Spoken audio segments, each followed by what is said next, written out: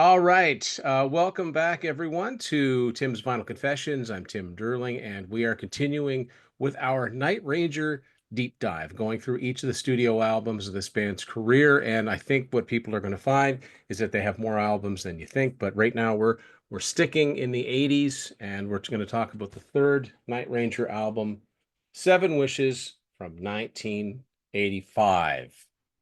And get Mr. Darcy Briggs to help me today. Thank you, sir.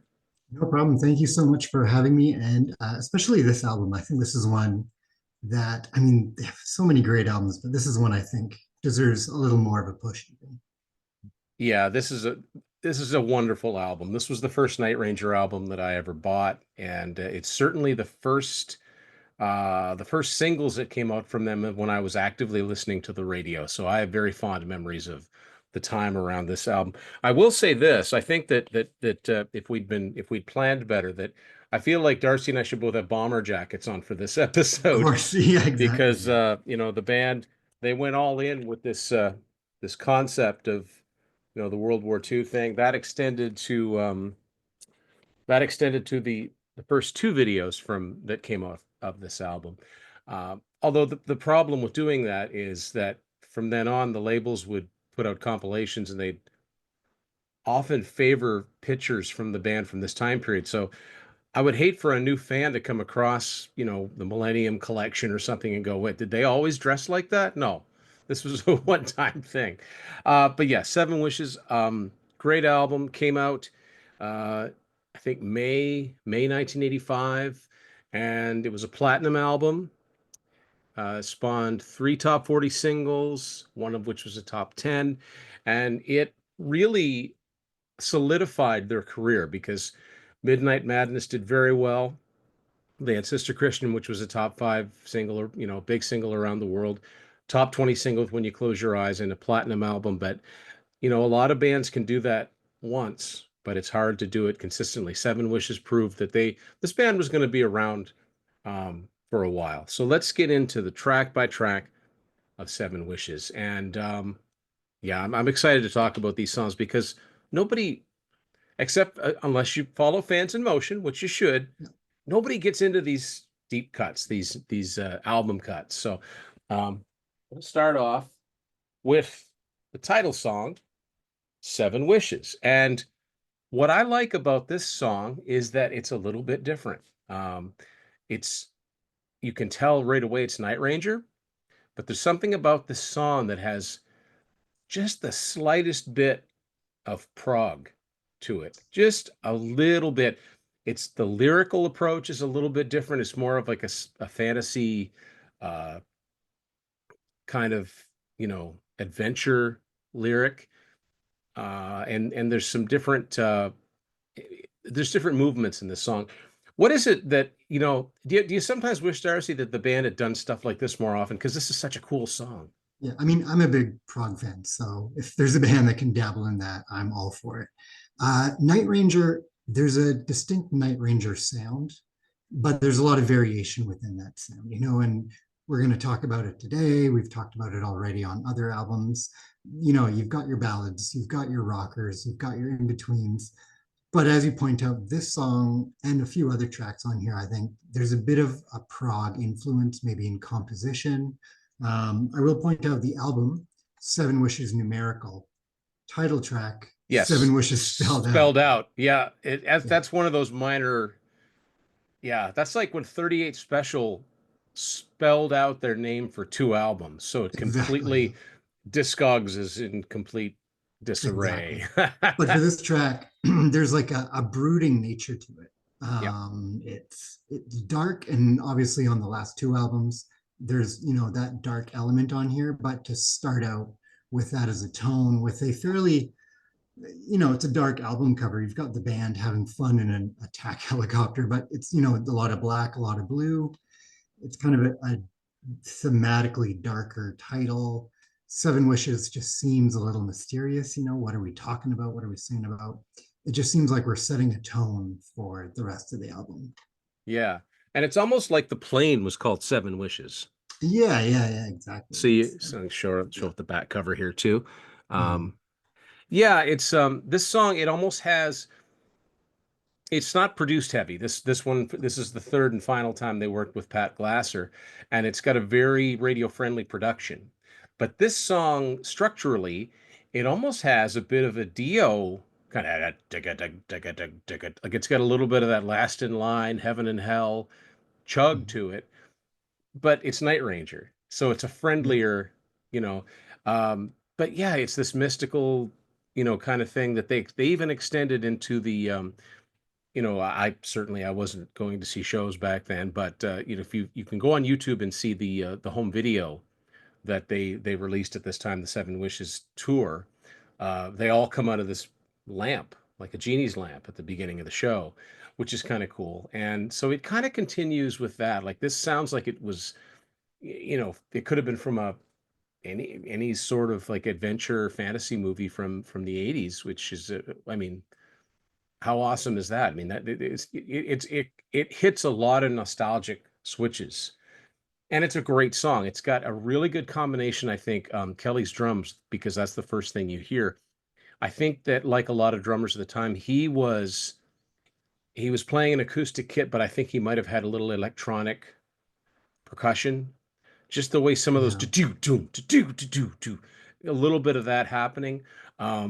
Great soloing. Jack's vocals are fantastic, but the breakdown in the middle where it just stops up for Fitz's keyboards and then it stops and starts and then it's got the tapping solo. It's a fantastic song. There's no denying that it's Night Ranger, but it is very, very different for them. And it's a great way to start the album. And I think it's a great way of saying, hey, we've had some success. We're confident, and we're gonna take you on a ride. yeah, 100%. And I think some songs on here we'll get more into, but you really hit the nail on the head there that this is a heavier album, but not necessarily produced like a heavier album. Yes, it's if you take the nuts and bolts of the way the songs are put together, and they Yeah. were and remixed them with an eye towards a heavier sound, um, you'd have a pretty rocking album. But I mean, it's a pretty Mhm. rocking album as it is. It's just that that very, very special, that very singular Night Ranger brand of hard rock. Um, and the next song is a little bit different lyrically for them too. Faces. I I think this is a great vocal from Kelly Keagy. He really belts it out on this song. Love the way it starts with just the echo of faces, pictures on the wall. It's like a nightmarish kind of Mhm. thing, and the it almost gives you an idea of being in a nightmare, trapped in a nightmare. You're running and you can't get away from whatever it is that's chasing you. What are your thoughts on Faces? Yeah, I mean, you you said it again. It makes me think of those, 80s Nightmare on Elm Street Yeah, uh, videos or movies. It's just a another dark kind of brooding yeah, song, but catchy, right? I can in my head I'm going through these songs, do yeah, I remember the things I want to bring up the notes? And I can just hear that chorus. yeah, Just, the faces. It's yeah. just classic Night Ranger, catchy, but still, carrying on with that darker tone. So we're two tracks in, and we haven't hit any of the ballads yet, any of the more pop writing yet. And obviously, we're going to get to that. But for now, this is a darker Night Ranger.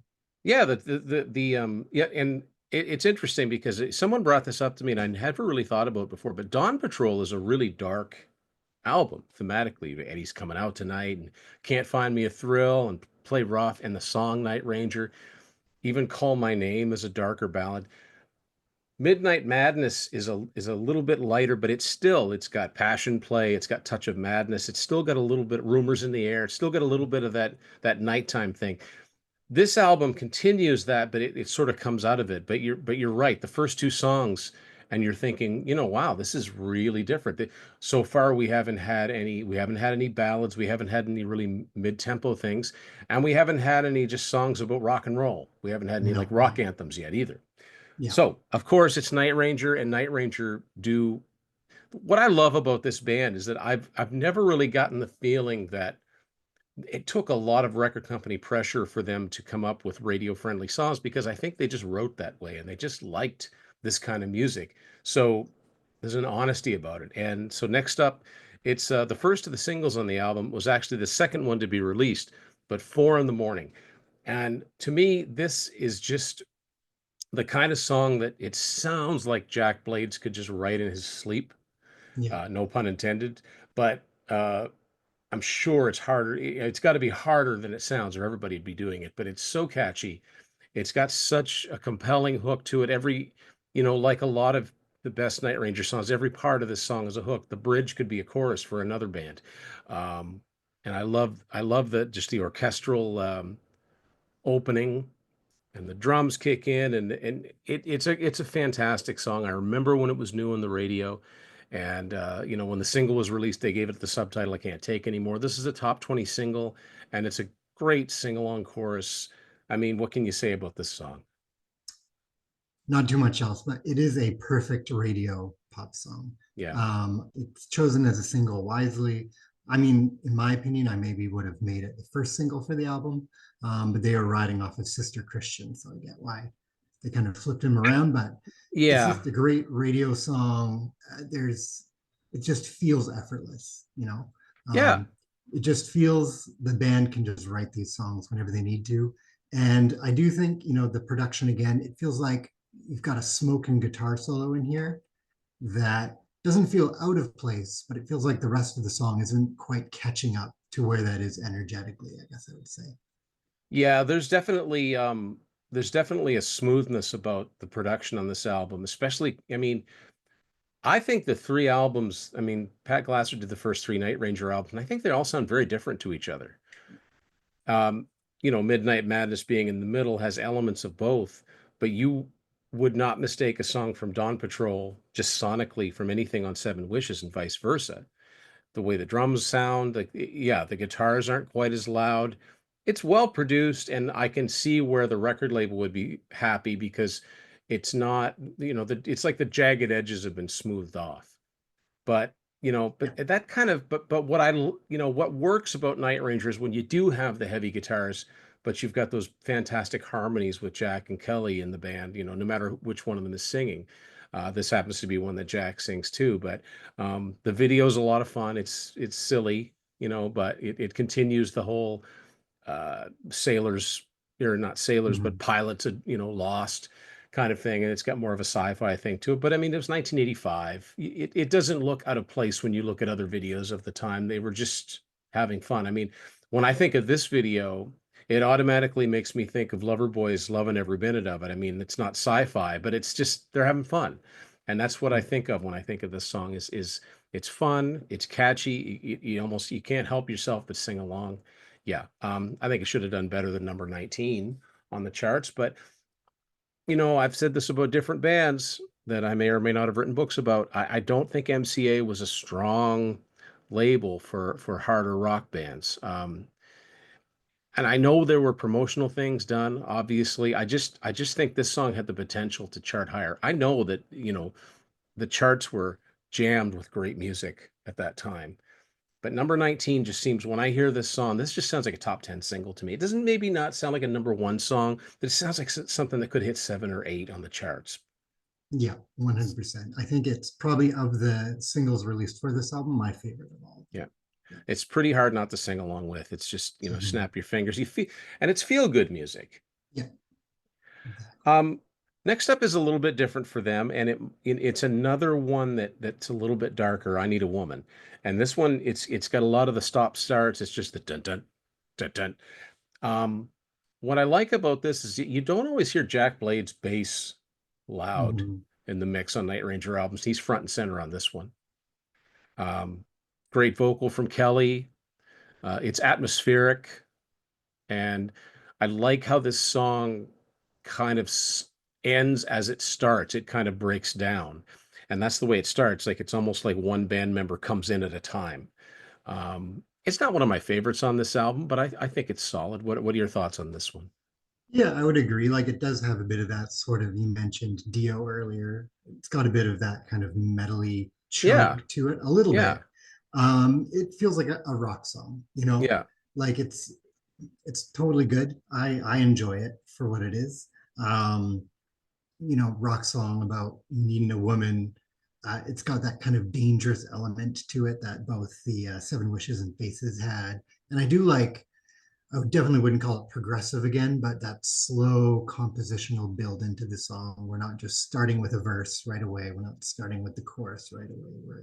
Yeah. We're Yeah. we're crafting our song.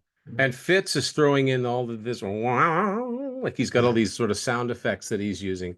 Maybe some of that's guitar too, but I like it's a love Kelly's vocal on it, and there's a lot of enthusiasm in the vocal.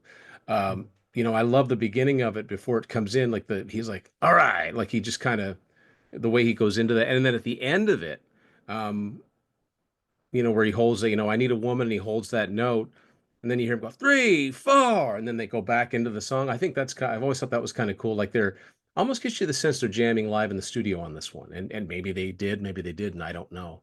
But I think most of the time, my understanding, and from watching enough documentaries, is a lot of the time the band will play in the studio live, but the first few takes, the only thing that the producer really wants is a good drum track, and then they play on top of that. And if they happen to get a good usable something else, then that's a bonus. Which of course takes us to the end of side one, the first single from this album, and I have to say, probably one of my all-time favorite songs. yeah. Period. Not just Night Ranger, Sentimental Street. I Mhm. distinctly remember this song coming out. I was just finishing grade 5, and I was actively listening to Top 40 radio. And Night Ranger they had just enough of heavy hard rock guitars, but they weren't scary. So I really liked this band. I mean, at that point, I only knew Sister Christian and Rock in America, but I liked them. They were a likable band. They're still a likable band. But when I heard this song, like I was instantly hooked. That chorus just grabbed a hold of me. I never understood why Jack was singing avenues instead of Yeah, avenue, but I got it later on. But what a great hook. What a um and it's a great Jack Blades story song. It's very evocative when he talks about Conte Razor's Cafe and the same two steps that I taught you back in June. Like it's not your typical rock lyrics, and that's what I love about this band, and it evokes something. And that chorus to me is just the chorus just opens up like it's this heavenly chorus. Um, to say nothing of Brad Gillis's guitar solo, because I mean that's just a killer solo. It is like a ballad, sort of a mid-tempo ballad, not exactly what I'd call a power ballad per se, but it's in this interesting gray area. I can understand why MCA went with it as the first single, though. It definitely had the most immediate commercial appeal. And this is a real interesting thing when you talk about this band. Their success was generally a U.S. thing. The song went all the way to number 8 on the Billboard Hot 100. It was their second highest charting song, just after Sister Christian. In Canada, I think it barely cracked the top 40, or not even. This band just did not get the push up here. They also never toured up here, which I think is a shame, the missed opportunity. And I think I was lucky growing up on the border where I listened to American and Canadian radio. right. But after all this time, this is a song I cannot get tired of. So Sentimental Street. I mean, what are your thoughts on that? It's, I mean, the band is riding high from Sister Christian. So, as you say, it makes sense that the label is going to push this because it Yeah, is different enough, but it hits a lot of those same notes, not quite a power ballad, but it's in that same kind of vein. yeah, And I mean, just like 4 in the morning, this is that style of song that Night Ranger just does so well. yeah. They're something really cool about Night Ranger is, would you want to call them the thinking man's AOR? Maybe something like that? Or Maybe. Yeah. just lyrically, they've got a lot more going on than I There's think. a cut above. Yep. Yeah, they're just doing something a little bit different, a little Yeah. bit smarter, while still, having great guitar work, catchy drums, singable chorus lines. And this is that style of song that they just do so well. Yeah. Um, I think it's not one of my favorite kind of, if we wanted to call it a ballad, it's not one of my favorite ones on this album, but it is just a fantastic song all around. Yeah. And for a side closer, we're closing off side A, and then the way we open up side B, it's just whoever sequenced this album, it's perfect. Yeah. Well, it's if you think about it, that's the way the Midnight Madness was sequenced, Sister Christian being the last song on side one. Yeah, it's definitely not a carbon copy of Sister Christian. It's different in a lot of ways. For one thing, it doesn't have the slow build. It starts right off with that big crescendo and those big dramatic, um, almost string sounding. I'm sure it was keyboards, but it's very different. You don't hear a lot of guitar, but it's undoubtedly a rock song. But then it stops right up for the verses, and then it's just Kelly and the piano. Um, and I can understand the band being like, this is gonna, it's the double-edged sword of having your first big hit be a ballad. It kind of tears a hole in your rock cred. But I think to fans that know the band, it just doesn't matter. And then like a song like this, is it a mid-tempo? Is it a ballad? It's like, I don't care what you call it. It's fantastic. Whatever it is, it's Just it's good it's music. just good. And you want to belt it out and sing it. Um, yeah, and you hit upon a good point. Jack Blades as a songwriter, I think his lyrics are just is there's a reason that he was an in-demand songwriter, especially he and Tommy in the 90s. His lyrics were they were there were a lot of they were a lot more thoughtful than a lot of other rock bands were doing, but it was never pretentious sounding.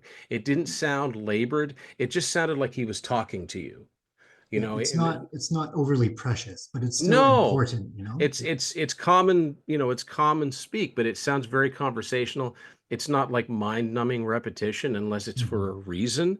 Yeah, Um, yeah, and Kelly's vocal on it is just amazing. And the really cool thing about it is I remember hearing the radio version, and I didn't know until I bought the album, which was about 4 years later, that the guitar solo was edited.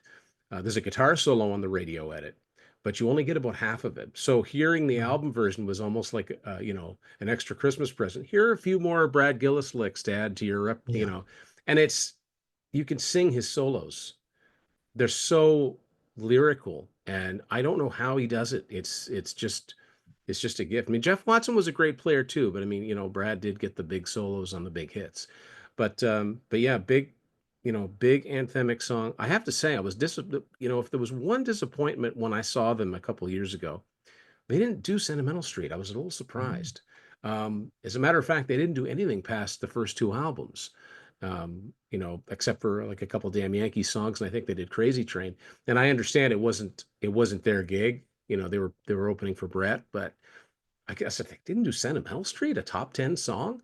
Anyway, whatever. Maybe I'll see them again yet before it's all said and done. But so now we flip over to side two, and like you said, it starts off with something completely different. This boy needs to rock, and I think that maybe they wanted something like, but not a copy of "You Can Still Rock in America." I think that's what you're getting here. yeah, definitely. I really like it as a song. It's not obviously one of my favorite kind of tracks on here because it is, you can see why they put it there where it Yeah, is. It's a great song. I like it a lot. But I think, it almost feels like they had the idea of the kind of song they want to write first and then wrote that song as opposed yeah, to the other way around. But I really like it. I think it's got some fantastic guitar work on here. yeah, and it's a catchy chorus. The funny thing is, though, it wasn't a top 40 single, but "You Can Still Rock in America" was worthy of being a single. It's super catchy. This Boy Needs to Rock is a great album track. It's a great side two opener, and it would have been a great song to open a show with. Yeah. I don't think it's a single. Whereas "You Could Still Rock in America" just had that little extra bit that was so hooky that, maybe it was the fact that, "You Can Still Rock in America." Maybe it was the uniqueness of the title. In other words, this sounds like a song that any really good melodic rock band could have written, Yeah. you know? Um, and there's nothing wrong with that. But usually the best of Night Ranger songs is like, only they would have thought to do this. So Yeah. 100%. But even on that note, if you're saying, oh, this is one of the more forgettable tracks on the album, still a great track. yeah, if It's an amazing song.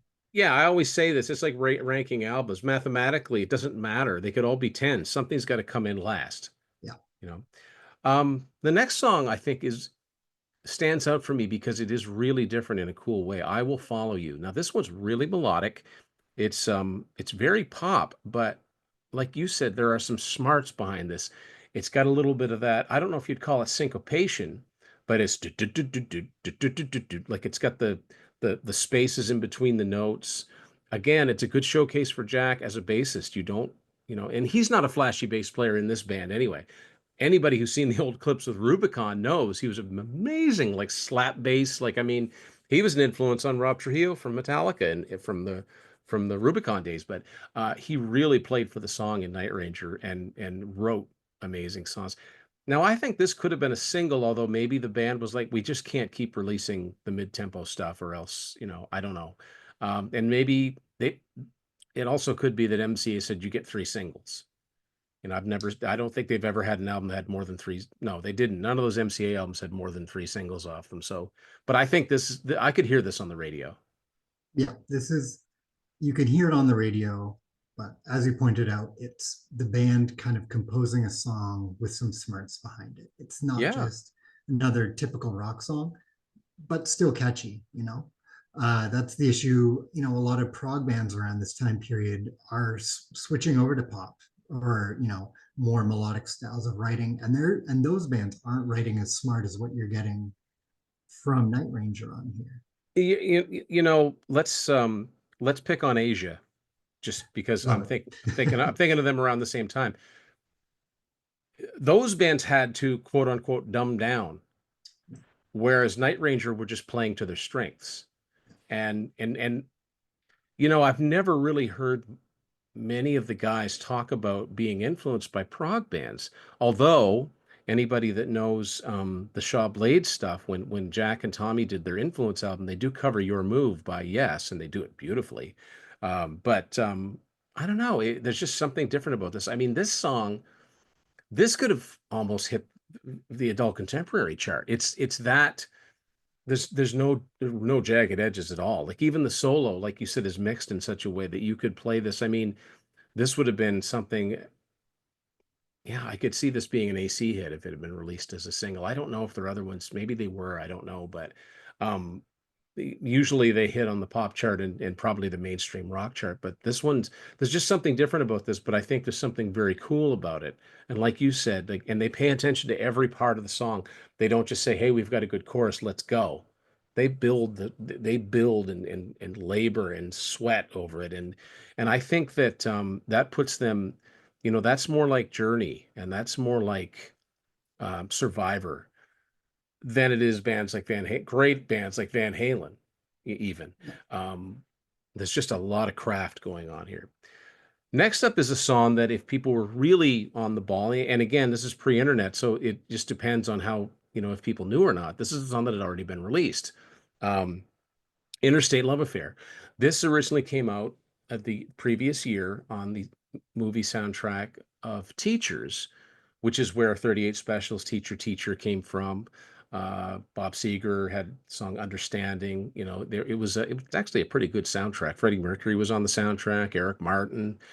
Uh, but this song first appeared on the Teacher soundtrack in a slightly different recording. It's the same song, but it's a different if it's not a different recording, it's definitely a different mix. There's a difference between the two. It's kind of like Sammy Hagar having two versions of heavy metal. I think this is an awesome, to me, this sounds like the type of song that rock radio stations would play every weekend just before at 5 o'clock, just like working for the weekend. All right, let's go. But Interstate Love Affair, it's an anthem. Um, and it's kind of disappointing it doesn't get more attention. But what are your thoughts on this song? A great song. Just like I said about Faces, how I can just see the title looking down at the tape now and just think of that chorus. Same with Yeah. Interstate Love Affair. I can just hear it, you Yeah. know, and it's catchy song. It's obviously, like you said, good for your evening commute, good for a road trip playlist. It's Yeah. just a Might get you a catchy, ticket. catchy. Yes, You exactly. might drive over 55, but Yeah, but it's just a catchy, catchy number. It's just Night Ranger playing to their strengths, doing what they do best. yeah. Um, and I really like the mixing on this song. I know we've kind of mentioned the production here and there on the album, but I think it comes together on this song. I really like just the levels. Everything seems to give each other space, Yeah. which is true of Night Ranger as a band. I feel like the way songs are composed for the group, they give each other space. Yeah. Obviously, it's not like they have an incredibly powerful rhythm section that shines through all the time, but it's always there and you never feel like they're forgotten. I Yeah. just think this is just a well crafted and well sounding song. Yeah, and it's a good example of, Kelly Kagan can sing rockers just as easily as anybody. He sounds great on this song. Love the key change at the end of it. And you hit upon a good point. Night Ranger's a very unique as far as the configuration of the band. The rhythm section are also the singers. Yeah. And I think that's why everything's always so tight. Mhm. Everything's right on the one where it needs to be. Yeah, great song. Now the next song, Night Machine. Um, I'm gonna put it this way. This song to me sounds like the ninth song on a 10-song album. It's okay. It sounds like uh they needed another song to fill out the album, and so they threw this one together. It's not a bad song. I just don't think it rises to the levels of most of the other tracks in this album. What do you think of this one? I'm with you. I think for me, especially Dawn Patrol, I feel is like an almost flawless album. I think every track has a reason to be on there. Yeah. Midnight Madness, I prefer Dawn Patrol a bit more, but almost similar kind of feelings on that one. This album, I almost feel like the highs are higher. You've got some fantastic tracks on here, but ones like Night Machine and The Boy Needs to Rock, you're kind of, it's hard to say this is why this is on here beyond. Right. Yeah. Yeah. It wasn't, yeah, those, to me, songs like Seven Wishes and Sentimental Street, Four in the Morning, and even Interstate Love Affair, those songs they needed to be written. They needed to happen. This is just a decent rock song. And again, yeah, a decent rock song is a decent rock song. It's again like This Boy Needs to Rock. It's like any great band could have done it. But I always thought there was a little bit of self-parody here. Welcome to the Night Machine. Are they talking about themselves? Who's going to save you this time? Like it makes me think of the A-Team for some Yeah. reason. Like, we'll walk you through the danger. It almost like, are they going to guest star as themselves on some show? Like, I don't know. It's fine. It's just not everything can be at that high level. And I love the fact that we can debate these things and say, yeah, there are some albums that are pretty much flawless all the way through, and then there's some that have some amazing highs. Yeah. Um, you know, there's merits to both. So Night And Machine is fine. To me, it's just a song it's there. and it's still a good song. And I Yeah, think thematically it kind of fits with the album, it that kind does. of that dangerous element, that darker brooding we've talked about. Like it fits. It's just, it could fit on a lot of other albums by a lot of other great bands. Yeah, yeah. On the other hand, boy, do they know how to close out an album. Absolutely beautiful song. Goodbye. I mean, Goodbye this is this it's just it's a I just think it's a beautifully written song. The lyrics are beautiful. The playing is beautiful. The melodies. There's it's not often you can say this is a beautiful rock song. I mean, it just is. The 12-string guitar from Jeff Watson, absolutely perfect. Brad's lead guitar it just sings. Um, the lyrics very, very personal to Jack. Heavily inspired by his brother dying of a drug overdose years earlier. I'm probably a label decision to have Kelly sing it because he sang Sister Christian, but he does a great job on it. And talk about it like this song should have been if Four in the Morning, uh, only hit 19. I think it should have hit 7 or 8. I think Sentimental Street should have been a number one song. I think this could have been a number one song too. It's just it's a ballad for one thing, and it only peaked at 17. And but what a great song. And like this to me, there's so many highlights in this song, but I think one of my favorite parts is that false ending yeah, because you're not done yet. You need more, and they give you more. yeah, Brian Adams does that too, the false endings, and then they just yeah. kind of vamp out on it. So yeah, what are your thoughts on this? I think this is just an amazing song. It's, I mean, it's goodbye. It's the last track. It's about saying goodbye. Um, I think this might be my favorite of all the mid-tempo tracks on the album, all the ballads. This is my favorite out of all of them. Maybe not my favorite track on the album, but certainly in the top three. It's just so well put together. It says so much. It's the kind of track where I always think of a closing track for an album where when I'm done this track, do I want to listen to more of that band or do I want to listen to more of that album again? Am I going to, flip the tape over, flip the record over, even if I'm streaming, am I going to click Yeah. play again, or am I going to, oh, what else do I want to listen to now by Night Ranger? Do I want to keep going or do I want to go back? And this is one of those songs that makes you excited to be a fan. You're like, if being a fan of Night Ranger, we got amazing tracks like Goodbye. Sign me up. I'm Yeah. there for it. Yeah. Nothing like, it was, one of their top 40 singles and they chucked it on the last, I guess it makes sense to be the last song on the album, but it's just, yeah, you get to the end of it and ending your album on a ballad, some people like it, some people don't, but to me this is such a definitive statement. And it's like, well, how would you end this album? Would you end it with Night Machine and put Goodbye before that? And that wouldn't make any sense. So this just feels like, thank you for listening. We're going Mhm. to send you home on a high note. Um, we're going to send you home singing with that melody in your head. So yeah, I mean, a great way to end the album. The unfortunate thing is that this was Night Ranger's peak as a commercial entity. I mean, this was their second of two platinum albums, and the next album, Big Life, would stall at gold. No top 40 singles. And unfortunately, that's kind of where it ended for some people. I think they thought that's when they stopped. And which is one of the reasons behind something I'm going to talk about here very shortly. But there is one other song I want to talk about that's related to this period. Now, Night Ranger weren't quite at, say, Kenny Loggins levels, or maybe not even at Sammy Hagar levels for soundtrack songs, but they did do a few. And there are very few songs that were officially released by Night Ranger that never found a home on a compilation of theirs or some sort of release. But um, in 1986, there was a movie came out called Out of Bounds.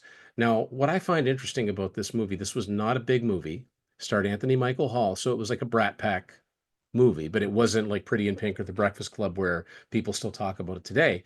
But there are four songs that are related to this movie that by bands that I like, and it's just funny that this little known soundtrack was the home to, stuff like that. So first of all, I've read that Motley Crue's song Nona from Girls, Girls, Girls, which is just kind of a short little piece on the album, was Mhm. also more of a fully realized song. But Nikki Sixx says he was asked to write a song for a movie called Out of Bounds, and that's how it started.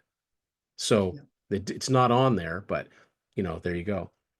Bon Jovi on their box set, 40 million Bon Jovi fans can't be wrong, or whatever it's called. There's a song called Out of Bounds, and they were asked to write a song for this movie called Out of Bounds, and it's not Yeah. even on the soundtrack. But this would have been, I think it would have been like the Slippery When Wet sessions, but it never came out until that box set. So there's two songs. A little band called Y&T, you've heard me talk about a time or two.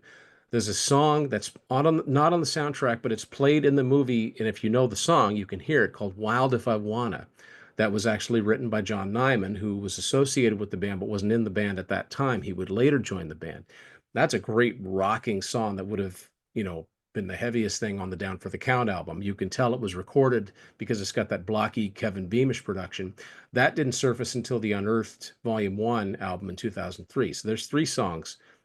But one that actually did make the soundtrack was Night Ranger's Wild and Innocent Youth. This completely original song written by Jack.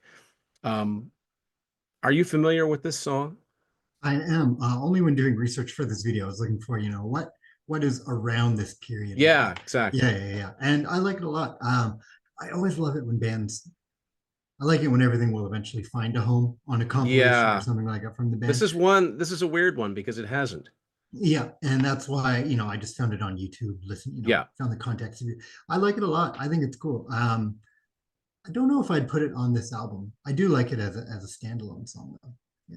I'm I'm not crazy about it because the Mhm. title and the way it sings sounds awkward to me.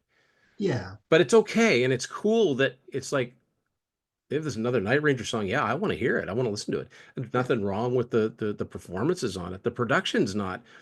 It's a weird production. It's almost like they self-produced it.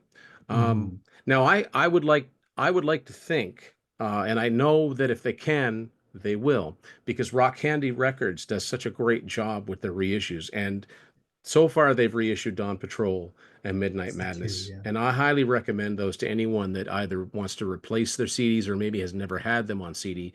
They sound amazing. They're louder, Mhm. and you can hear like little parts that you maybe never noticed before. But I'm hoping that if they do a Seven Wishes reissue, that they stick, if they can, Wild and Innocent Youth, and maybe even the teacher's mix of Interstate Love Affair on here. Maybe a couple live tracks too. I mean, Night Ranger weren't a band of overwriters, I don't think, or they were very picky about not letting stuff out, or kind of like that.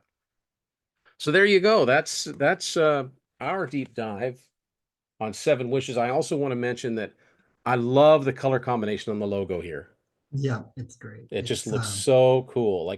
That's the right to me, if there's there's a right and a wrong way to do the logo. Like sometimes they would take the logo and squish it, elongate it. yeah, That's the right spacing for the letters. But I think the red and orange is or the yellow and reddish orange is the right color combo for that. If yeah. there's a proper, well, what color should it be? Well, it should be this color. It's like, well, what color should the KISS logo be? Well, if it's going to be colored, I think you should make it red, but or something like that, right? Mhm. So at this point, Darcy and I talked about this beforehand. Now, I'm not sure when this video airs if what I'm about to show you is going to be officially available, but I do want to talk about it. And I think people have pretty much figured it out. If I'm doing a deep dive on a band, it's because I got a book out. Ladies and gentlemen, Sing Me Away, the Night Ranger album review. Once again, my good friend Matt Phillips at Go North Design knocks it out of the park with the front cover and the back cover. And great band photos that we got from, Christopher. Oh, his name's going to go right in my head. I'm going to look it up. I got to give him credit for it because we got those pictures from him. Christopher Carroll Photography. And this is a book where each of Night Ranger's 13 studio albums is analyzed in depth, and Darcy is one of many folks who kindly stepped up to contribute to this book. I will have a link to my Amazon page below this. I'm hoping that by the time that you see this, the book will be available to purchase. I've been excited about this for a long time. I think this is definitely the longest one of these panel books I've done because I got 10 panelists for each album. I really wanted to get a good cross section of people talking about what makes this band tick, what makes them so good at what they do, and why. And also, why aren't they up there in the top selling melodic rock bands? To me, they're Journey tier, they're REO tier, they're Foreigner tier, but they just, they're like to AOR what Kansas are to Prague. They're like kings of the second tier, and I think they deserve more. And also, I think it's important that people know about the really good music that they continue to make into this century. So, Yeah, yeah, Sing Me Away, the Night Ranger album review may or may not be available by the time you see this, but at any rate, it will be. So, Darcy, I want to thank you for sitting in on this deep dive. And where can people find you? I know you've got a YouTube channel. You're active on social media. yeah. I'm active on social media, but the best place for music related stuff is my channel. I do pickups, my own reviews. The camera's going a little wonky, but all Yeah. kinds of stuff like that. We'll just call it I, oh, there we go. Now you're back. we're back. Yeah, I do deep dives of my own, um, different kinds of music, different kinds of genres. We'll do ska and reggae, we'll do prog and AOR, melodic rock, all kinds of stuff like that. But that's pretty much where you can find me. And you'll see some familiar faces on Darcy's channel too if you watch my channel. So please like and subscribe to his channel as well.